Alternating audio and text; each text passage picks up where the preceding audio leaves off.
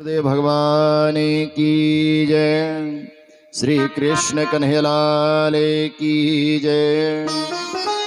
इस प्रकार से प्यारे, जब हमारे अंदर भाव जागृत होता है कि श्याम से कैसे मिला जाए, कैसे मिलने का राह कहाँ मिलेगा, उस समय हमें जानना चाहिए कि भगवान प्राप्ति का मार्ग क्या है, उस भवसागर से जाने का रास्ता कहाँ मिलेगा। तो इस प्रभाव से हमें पहले प्रथम में अपने अंदर उन गुरुओं का ध्यान करना चाहिए जिसके द्वारा जो है जगत से पार होना है ना, भवसागर से पार होना है। वह गुरु कैसे मिलेगा, कहाँ मिलेगा? कहते ना, प्रथम भक्ति कर संतन संगा, दूसर भक्ति मम कथा प्रसंगा। प्रथम भक्ति संतों का संग है, और जब संतों का संग मिल जाए प्यारे तो क्या करना चाहिए? संतों का संग मिल जाए तो उसके साथ रहकर उसकी सेवा करके, महामती प्राणनाथ जी कहते हैं, सेवा से पाओगे तुम पार। बोलो प्राणनाथ प्यारे की जय। कृष्ण प्रणामी कितने लोग हैं? हाथ ऊपर उठाएं। सभी लोग कृष्ण प्रणामी हो। जो निजानंद संप्रदाय में सम्मिलित हैं, आप लोग हैं ना? तारतम ले चुके हैं? अच्छा, आप लोग तो जाया करते हैं, कभी आपको मैंने देखा है कहीं? आदरणीय, तारतम मंत्र एक ऐसा मंत्र है, भगवान शिव जी कहते हैं देवी पार्वती से, अरे देवी, मैंने संसार के लिए 7 करोड़ मंत्र दिए हैं, और 7 करोड़ मंत्रों में बहुत से कृष्ण मंत्र भी हैं। इतना ही नहीं, बहुत से विष्णु मंत्र हैं, बहुत से उसमें नारायणी मंत्र हैं, बहुत से उसमें शिव मंत्र भी हैं, और बहुत से विनाशकारी मंत्र भी हैं। इसलिए हे देवी, लेकिन 7 करोड़ मंत्र मैंने संसार के लिए तेरे प्रति कहा था। जिस समय भगवान श्री कृष्ण ने रास लीला कर रहे थे, उस समय मैंने तुझे ये 7 करोड़ मंत्र दिया था। लेकिन हे देवी, एक मंत्र मैंने उसे गुप्त कर रखा था। हे उमा, मैं सत्य सत्य सब भाखा, लेकिन एक महामंत्र गुप्त कर ही रखा। एक महामंत्र को मैंने तेरे प्रति नहीं कहा, क्योंकि हे देवी, उस संसार में वह महामंत्र प्रकट होने में अभी समय था। इसलिए मैंने द्वापर में उस मंत्र की व्याख्या नहीं कर पाया, उस तत्व का विवेचन नहीं कर पाया, जो कि आज मुझे कलयुग में स्वयं इस धरती पर परमहंस लेकर के अवतरित होंगे। वह महामंत्र होगा जिस महामंत्र को आप लोग जप रहे हैं। शिव जी कहते हैं, देवी पार्वती, 7 करोड़ मंत्र एक बार जप लो और एक बार निज नाम जप लो, 7 करोड़ मंत्र बराबरी नहीं कर सकता। बोलो कृष्ण कन्हैयालाल की जय। ऐसा निज नाम महामंत्र है। इस निज नाम महामंत्र को निरंतर अपने चित्त में धारण करके शुद्ध मन से, हृदय से जो कोई भी जापक इसका जाप करता है, उसके सारे किए कर्म तुरंत भस्म हो जाता है। जिस प्रकार से अग्नि में तृण डालने पर अग्नि तुरंत ही उसे जला करके भस्म कर देता है, उसी प्रकार निज नाम महामंत्र है। इस मंत्र के द्वारा जैसे ही आपके हृदय में, सांसों में उसके माला चलने लगता है, आपके अंदर सारे विकार नष्ट हो जाते हैं।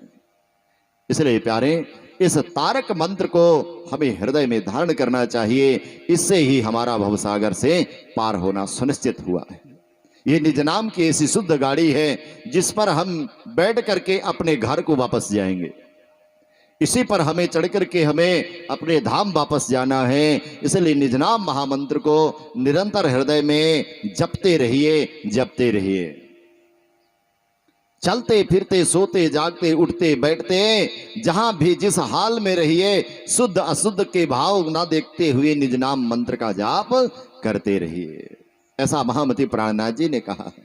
शुद्ध अशुद्ध क्या है जीवन में? शुद्ध तो प्यारे जीवन में ये शरीर कहीं भी शुद्ध है ही नहीं, अशुद्ध ही अशुद्ध है पूरा शरीर। लेकिन इसी अशुद्ध शरीर से ही कमल खिलेगा। बोलो कृष्ण कन्हैयालाल की जय। कीचड़ में ही आपने देखा होगा सुंदर पुष्प कमल खिलता है, और उसी कमल में समस्त देवता विराजमान होते हैं। बोलो कृष्ण कन्हैयालाल की। इसलिए इस शरीर में दुर्गंध ही दुर्गंध भरा है प्यारे। कहीं पर देखो तो मल ही मल भरा हुआ है, कहीं देखो पसीना ही पसीना भरा हुआ है। कितना भी नहला लो इस शरीर में, कितना भी चंदन लगा लो, कितना भी सौंफ लगा लो, लेकिन कुछ क्षण बाद आपके शरीर से दुर्गंध आना निश्चित है। इसलिए प्यारे, इस दुर्गंधमय शरीर में रहते हुए एक दिव्य ज्योति जगाइए जिसका कमल के रूप में आकार होगा, और आप उसी पर विराजमान होकर के अपने धाम को जाएंगे। बोलो कृष्ण कन्हैया लाल की। इसलिए प्यारे, हमें विशेष ध्यान देना चाहिए, क्योंकि सदगुरु ने इस संसार में इस तारतम महामंत्र को प्रदान किया है, और इस तारतम महामंत्र को जपने वाला कभी भी निरर्थक नहीं जाता है। इसलिए तारतम महामंत्र को जपते रहें। जब तक तारतम नहीं होगा तो सब मंत्रों का कोई सार नहीं होगा। इसलिए कहते हैं कि शास्त्र, पुराण, उपनिषद आदि आदि जितने धर्म ग्रंथ हैं, ये सब जो है निज नाम के बिना खाली है, व्यर्थ है महाराज। इसलिए परम धाम का चिंतन करें। श्वास श्वास निज नाम जपे, वृथा श्वास मत खोए, और ना जाने इन श्वास को आवन होए न हो। इन सांसों की माला में प्रभु का नाम जपना है, क्योंकि यही पर ब्रह्म परमात्मा का घर जाने का एक शुद्ध कारण मार्ग है। इसी मार्ग से हमें परम धाम जाना है। इसलिए लेकिन प्यारे, एक बात विशेष है, और जपें तो कैसे जपें? इसको जपने के लिए भी बहुत विधान होता है। निर्मल मन सुई मुहि पावा, मोह न कपट छल छिद्र सुहावा। जिसका मन निर्मल हो, जिसका भाव निर्मल हो, जिसके रहनी निर्मल हो, जिसका खान पान निर्मल हो, तभी जाकर के तारतम मंत्र प्रभाव करता है महाराज, है ना। लेकिन जब कहते हैं ना कि हमारे तन में तो मुख में हमने तंबाकू भर लिया है, क्षमा करना, फिर जब तंबाकू भर लिया, गुटखा भर लिया, तो गुटखा खाने वाला क्या करता है पता है? गुटखा खाने वाले के साथ बात करो तो क्या कहेगा? हाँ जी ऐसी बात है ना। फिर बोलेगा हाँ ऐसे चलना है। अब जब हो करता रहे तो समझ जाओ कि गुटखा खाने वाला कुछ बात विचार कर रहा है ना, हुंकारी भर रहा है तोते के जैसे। हाँ जब गुटखा को थूकने लग जाए तो समझ जाओ महाराज कि ये कुछ विशेष बोलने वाला है, ये ज्ञान अब बांटने वाला है। बोलो कृष्ण कन्हैया लाल की जय।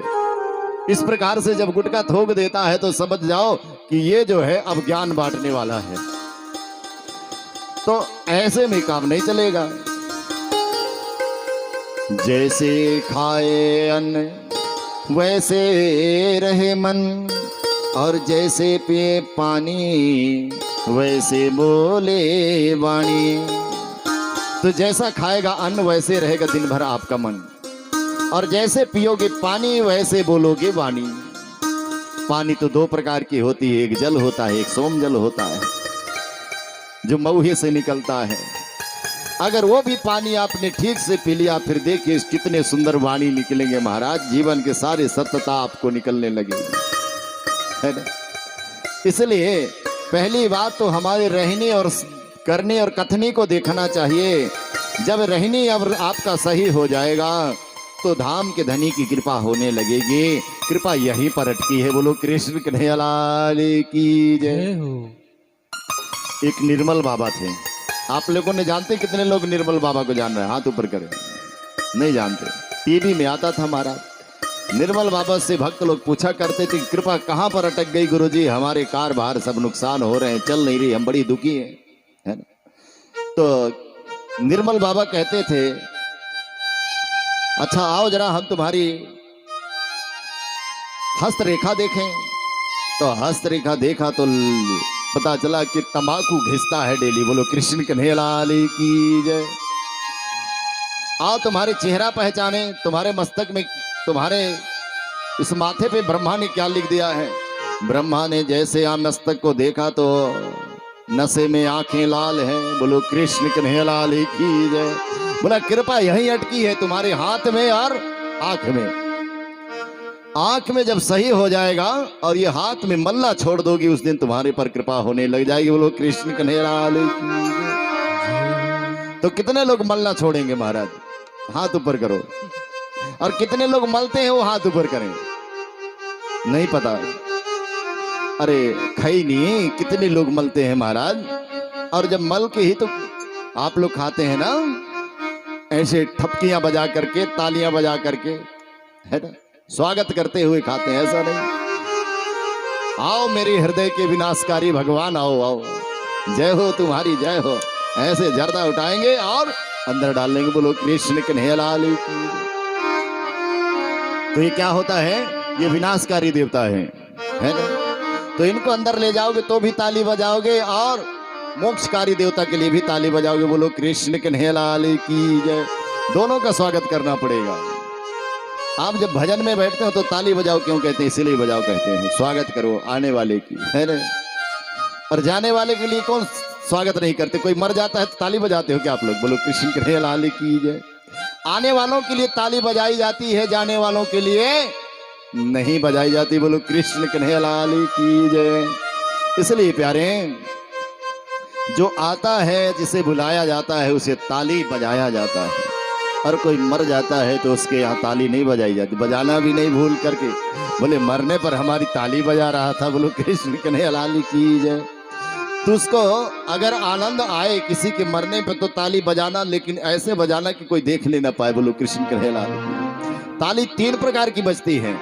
एक हाथों में बजती है, एक पीठी में बजती है, और एक बजती है माथे पे ताली। बोलो कृष्ण कन्हैया लाल की जय। तो ताली बजाना चाहिए मरने पर भी, लेकिन माथे पे हे भगवान क्या हो गया, हे भगवान क्या हो गया, क्यों मर गया? अच्छा था, अच्छा खाता कहता था, अच्छा कमाता था, लेकिन हे भगवान क्यों मर गया?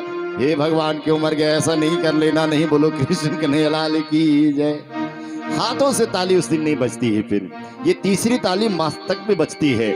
जब बड़ा नुकसान होता है तो अपने मस्तक को हम लोग ठोकते हैं। भगवान मेरे मस्तक पे क्या लिखा है, भगवान ने क्या लिख दिया है कर्म में मेरा, जो आज ताली ठोकते हैं, अपने मस्तक को ठोकते हैं। भगवान मैंने गलत कर दिया है। तो ऐसा होता है। ताली एक बार लास्ट में बजती है जब बहुत बड़ा नुकसान होता है तो मस्तक पे, और पहली ताली बजती है पीठ पे। बोलो कृष्ण कन्हैया लाल की जय। जब माता के गोद में हम छोटे छोटे बालक के रूप में जब खेलते हैं तो दुपकियां लगा करके माता हमें पीठी को तालियां बजाती हैं, ठोक ठोक करके सुनाती हैं, लोरियां सुनाती हैं। तो एक ताली पीठ में बजती है जो माता जी बजाती है ना। और एक ताली जो है हम भगवान के भजन में बजाते हैं, जो दोनों हाथों करताली, इसको कहते हैं करतली। बोलो कृष्ण कन्हैया लाल की जय। ये 3 तालियां बजती हैं जीवन में, इसलिए 3 तालियों में श्रेष्ठ है करतली। जिसके हाथ में करतल है वही मीरा के गोपाल है। बोलो कृष्ण कन्हैया लाल की जय। आइए इसी भाव में एक भजन हो जाए।